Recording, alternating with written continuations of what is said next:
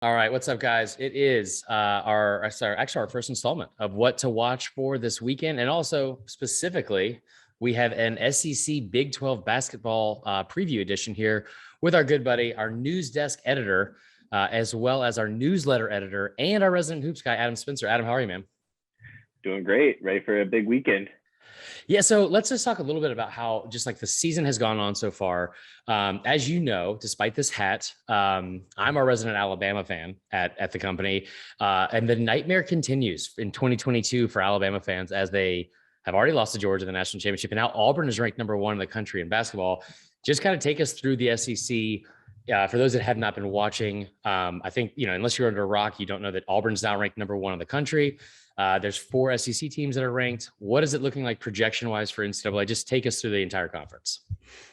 Yeah, I mean, Auburn's the clear number one. They deserve that number one ranking. They have who I think should be the number one overall pick in Jabari Smith Jr. You can call him Kevin Durant Jr. Yeah. I think he's that good. He's got that much potential. So they have that. They have Walker Kessler, the big guy in the middle. They got some exciting energy guys in Katie Johnson and Wendell Green. They have Alan Flanagan, who's a wild card because he's coming back from an Achilles injury. Yeah. And he's been maybe like 2/3 of his old self. So if he rounds back into shape, that's even scarier. So Auburn, clear number one.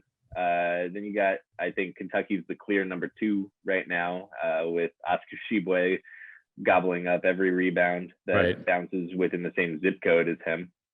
He's got a developing post game too, which has been fun to watch.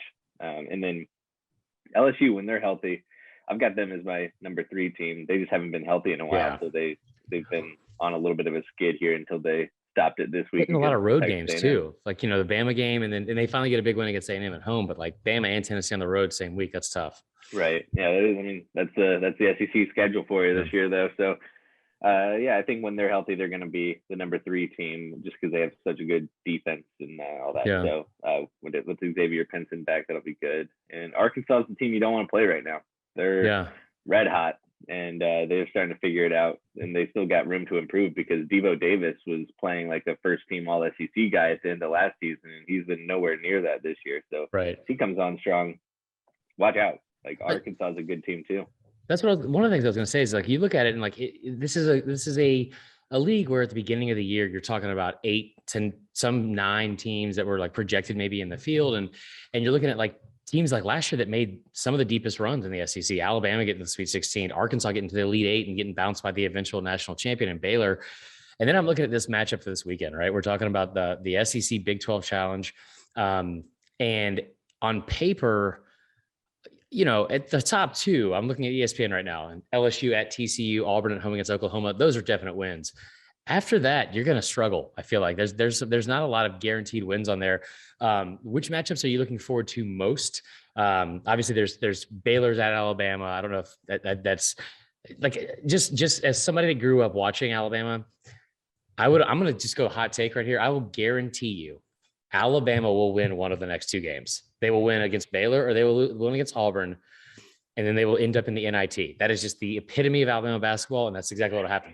But you look at some of these matchups, Kentucky, Kansas is a fantastic game. I love the fact that Georgia and Vanderbilt were both kept out of this.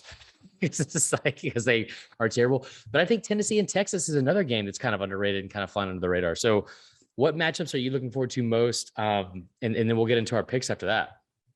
Yeah, I mean, so I agree with you that Alabama Baylor game, anything could happen in that game. Yeah. Like we've seen Alabama beat 2 of last year's Final Four teams already. What the hell is that? We know they can do it. We know they can do it if they play that level of game that they were playing in mid-December. It's just, can they do that? Like I don't know. And but like the atmosphere in Tuscaloosa should be fun. So they'll get up for that game. Will they? Will they though? I think they will. They will. And so I wouldn't be surprised if they won that game. I would be more surprised if they went into Auburn and won, but then I wouldn't be surprised if they turned around and beat Kentucky to finish off that brutal 3-game stretch. So, this is an Alabama team that when they're hot, they're right up there with anybody in the country, but they're just so inconsistent with their shooting, especially from 3-point range. And they don't rebound for shit. It's terrible to watch. No. It is awful. Yeah.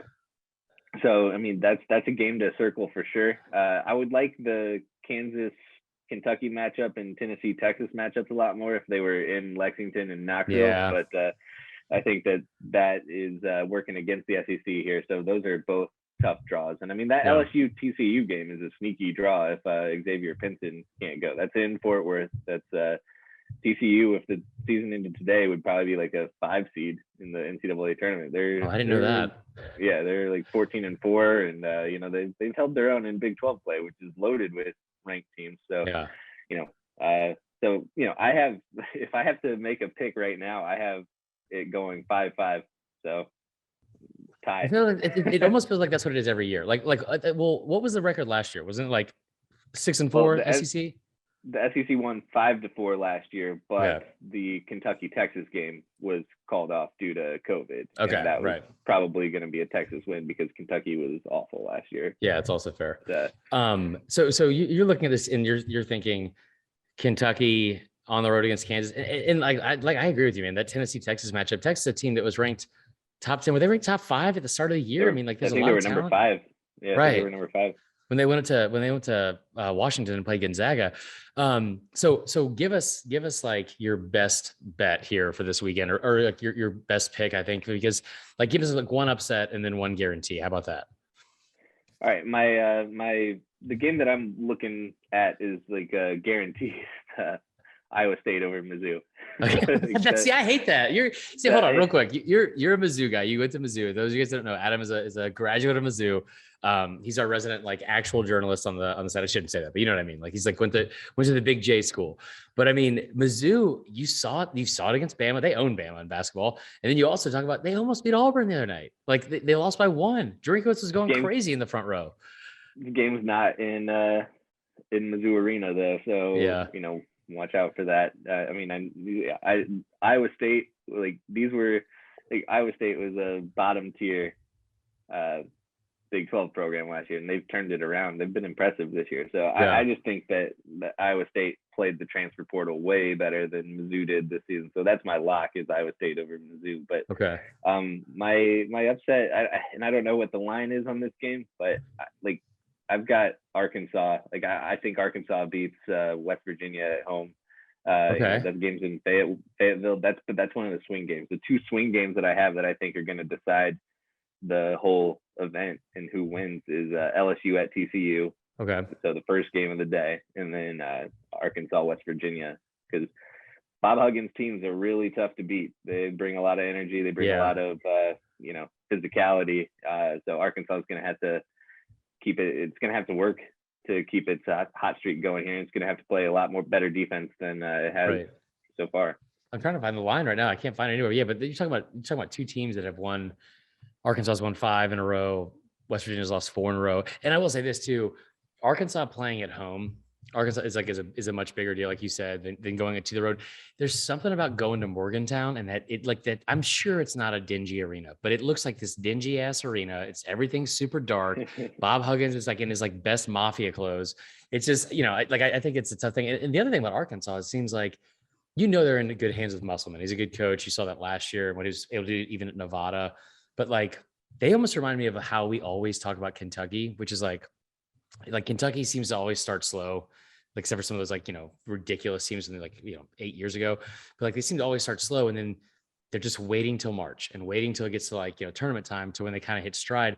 That's kind of where Arkansas seems to be like right now. You start out 10-5, and now next thing you know, you blink and you're 15-5 going into February.